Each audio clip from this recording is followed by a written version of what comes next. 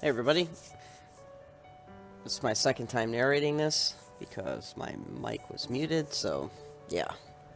Alright, anyway, so this is if you've seen one of my prior videos, about almost 2 years ago, I bought a early 1900s American sawmill manufacturing company, jointer. It's a 12-inch jointer.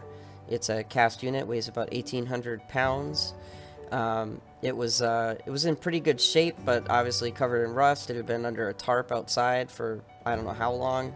The owner had covered the whole thing in motor oil to preserve it, and I like the old machines, and I really wanted I don't know, something about old joiners. I like old joiners, so I bought it, I disassembled it, and then I moved across the country to Idaho, and I took it with me. So it made the trek with me, all the parts made it, and I disassembled it down to every removable part feasible and began stripping all of the grime and rust off of everything, wire brushing everything, and repainting it. So again, if you've been following the channel, or if you haven't and you're new, I relocated across the country. I am renovating an old schoolhouse into a bed and breakfast.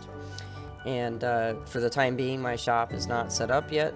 I have it here, but I don't have the finances or time to get it set up. So I'm doing everything in the space that I have available. So if you see oddball settings where I'm working, like here, for example, that's why I'm making do with what I have. So this is the fence, which I am disassembling. And this is, to give you an idea on the weight of this unit, this fence alone weighs over 100 pounds. So just the fence itself weighs quite a bit. So again, like I said, I took every bolt came off, anything on the saw came off, and was stripped down and cleaned up, and primed and painted. And as you'll see in a bit here, I don't have my grinder set up with a wire wheel, so everything gets I just hand brushed everything. Eventually I'll get a stationary grinder set up with a buffing wheel and all that, and be able to do this stuff much quicker.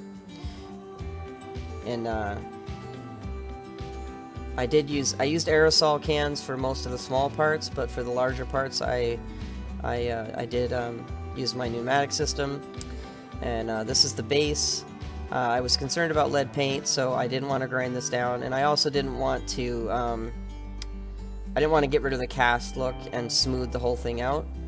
So here's after paint, and I just used a Ford blue for the color. I was originally wanting to do a candy blue, but I couldn't splurge for the 2-part urethane. Nor did I really have the space for it. You have to have a completely dust-free space if you're going to start using urethane. So I'm putting the tables back together here. These are the slide tables. So the in-feed and out-feed table ride on angular ways, which are bolted down to these tables. And these tables slide back and forth. So when you need to operate on the cutter head, you just slide them out.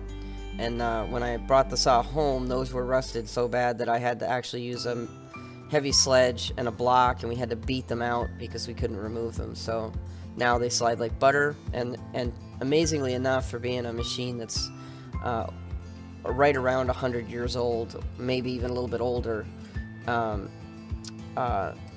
for that being the case, there's pretty much zero play in those tables, which really surprised me. I mean, you could pick the machine up by those tables. You wouldn't feel a smidge of flex. They're milled perfectly true. It's just really, really impressive what they were able to achieve even 100 years ago with the relatively young industrial age machinery that they had at the time. So it took a little bit of remembering to put this thing together. It had been apart actually since before we moved. I had all the parts taken apart, so I had to mess around with it a bit and remember each one of these angular ways does go in a specific location. So I did have to unbolt and rebolt them a couple of times because I had a couple in the wrong spot. So So we're setting the tables in here, and the cool thing about this, which it might not be a positive, but I think it's cool, is unlike the modern tables where there's a a dovetailed bed that really can't go out of plane. These, each one of these adjusts differently, so you have to set your outfeed table, which is what I'm doing here. I set the outfeed table to my cutter head, and then I leveled it with the main machine, and then after that you're going to use a straight edge and plane your in-feed table to match the outfeed table, which is what I did. So you have to get all of these adjusters 4 per table so that you have your table flat, front to back, left to right, and table to table. So here I'm trying to degrease and using lacquer thinner to degrease and just remove some buildup, and I'm planing out the table here. And next thing you'll see, I'll be grinding the table down. So I started out with a wire cup brush, and well, actually, let me hold off on that thought. So this is the Babbitt. This is a Babbitt machine. It does not use bearings. It uses Babbitts, which is like I'm not an expert on this. I've learned a lot from a couple of forums, like the Vintage Machinery guys. Learned a lot about. It's kind of like a lead that is poured in around the milled cutter head shaft, and so it forms a perfectly fit. It's called a Babbitt. That's the best I can tell you, and it just runs real smooth though. So I don't see any reason to start modifying the machine and put bearings in. So what I did though is the original shims I had, but they weren't thick enough, and when I was clamping it down, it was pinching too hard.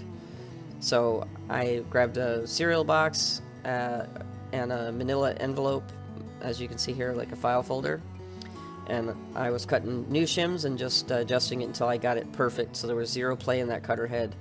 But when you run it, you don't want to feel heat on your Babbitts. So I got that good, and then here's the wire brushing I was telling you about. I started out wire brushing with a cup brush. The cup brushes was not doing it, and then I grabbed a paint wheel, like for removing paint, and that worked amazingly well at just peeling all of that gooey rust off from the years. I think the motor oil had a lot to do with it, but I got this bed, which you can't really see from that angle, but that bed you can see the original grinding lines from when they flattened it.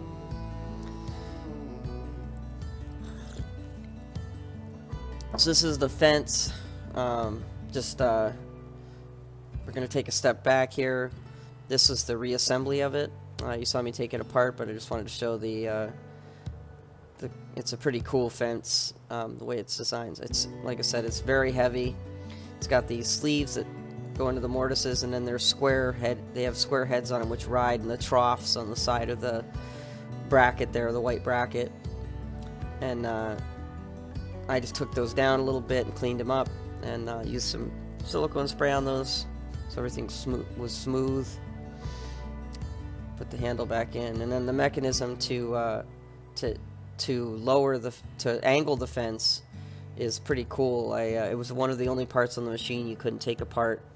So you see it right there. It's a handle with a nut inside of that collar down there, and there was no way to take that out. I don't know if it was pressed in or what, but you just, when you want to angle the fence, you just turn that, and you can angle it in and out pretty easily. I was pretty impressed with it.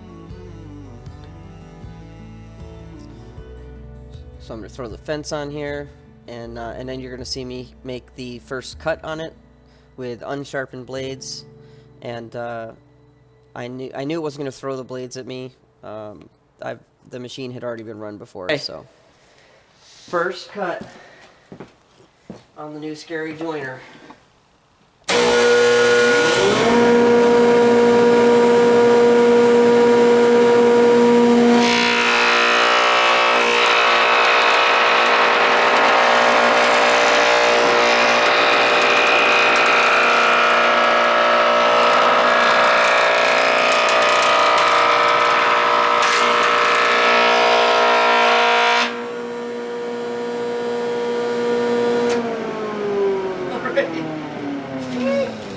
Alright, so it needs Definitely needs to be sharpened. Look how dull those are.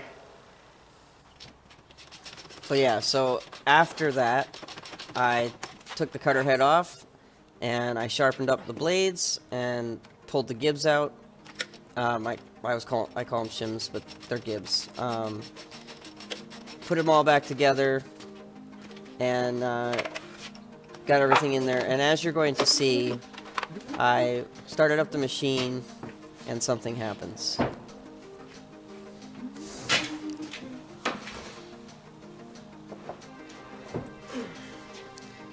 And initially, I thought it was user error, but on the installation. But I did determine later it was, well, you'll see.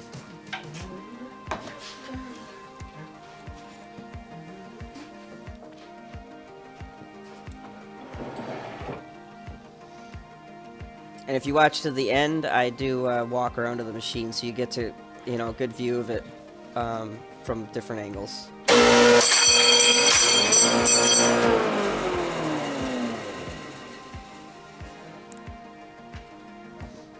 So, I'm kind of puzzled here, as you can see.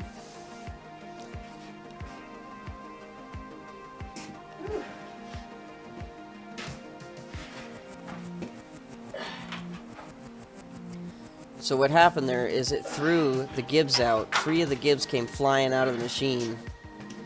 Hopefully it didn't snap any of them. You can see I'm really stressed about it. Shims in here. So what happened is I took the cutter head to a machine shop after that happened, because the guys on the forum were like, nope, not touching this one. And I had this machine shop guy look at it with me, and it didn't throw blades. The blades are fine, but the shim, those gibs, we don't believe they're original, and they're not like a modern gib. They're going to be held entirely by the pressure of the blade being clamped down.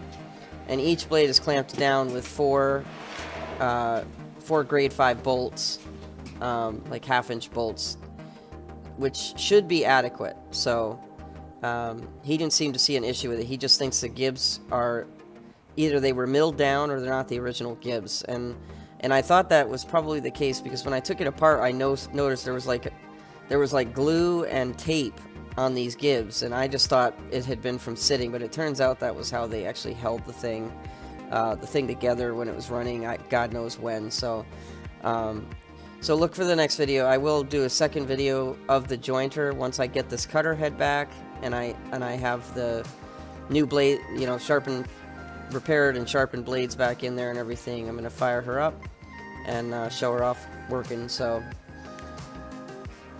But you can see here, those original grind marks. I did manage to get the table down with that paint disc, right down to, semi-original finish. So she's a pretty girl now. She just needs a nice wood shop to look good in. That's that paint wheel.